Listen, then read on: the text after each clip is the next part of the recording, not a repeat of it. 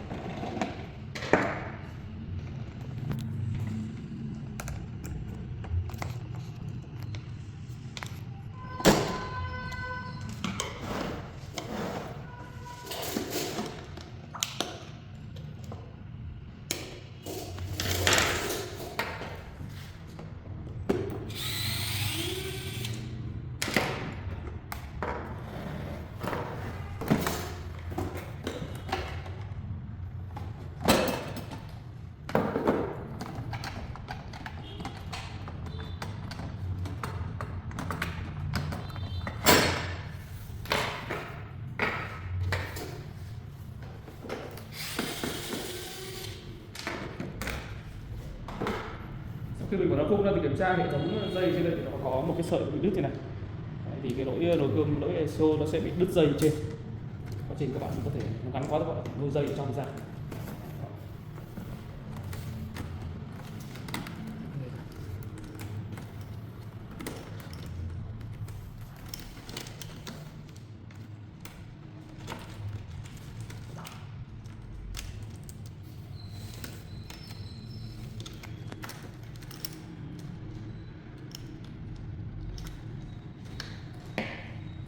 Sau đó mình sẽ nối lại.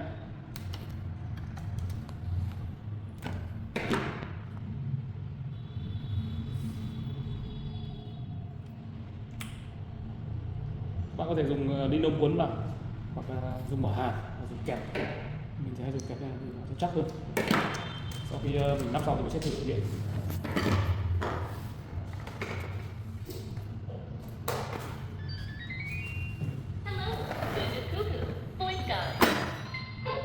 Nó hoạt động bình thường. Okay. Ở đây mình sẽ mắc lại và test hệ thống vòng, hệ thống áp suất và vệ sinh nồi cơm cho khách.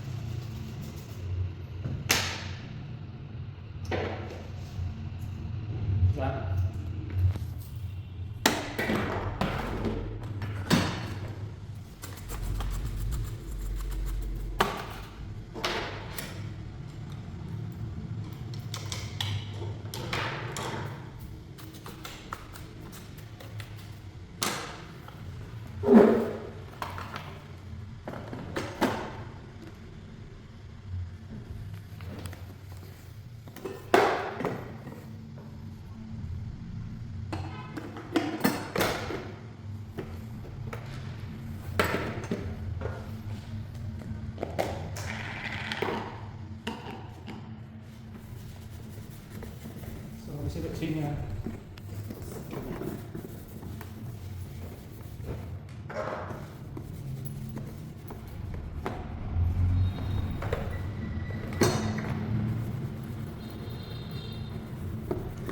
đây là nồi cơm của mình, khách mua được từ năm 2020 đến giờ. Sau 4 năm hoạt động thì nồi bị hỏng biến và đứt dây carbon, mình sẽ bảo hành cho khách. Kiểm tra hệ thống gioăng hỏng hay do nồi cơm này từ đời của nó 2020 các bạn nhé, dùng rất bền luôn, dùng 4 năm rồi thì nó chỉ cái lỗi đứt dây thôi chứ không có cái lỗi gì quan trọng cả. Mình dùng để không ướt đi, con này vệ sinh rất là sạch luôn, nồi cơm luôn, nó diệt vi khuẩn nó tốt, nó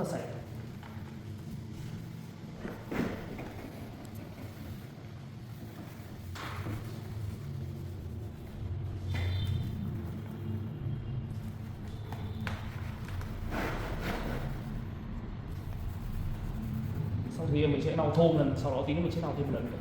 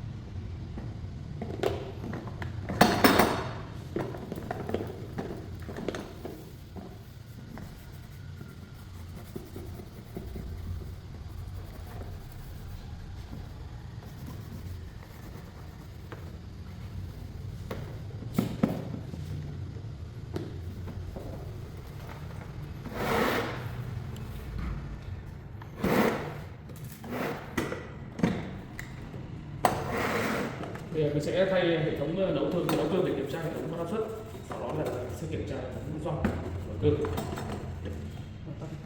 Khi mình cho nước vào đầu test thì hệ thống áp suất rất tốt, hệ thống gioăng cũng ok, nói chung là nấu cơm chưa vấn đề gì, dùng từ năm 2020 giờ rất tốt nha. Thì mình phép kết thúc video tại đây.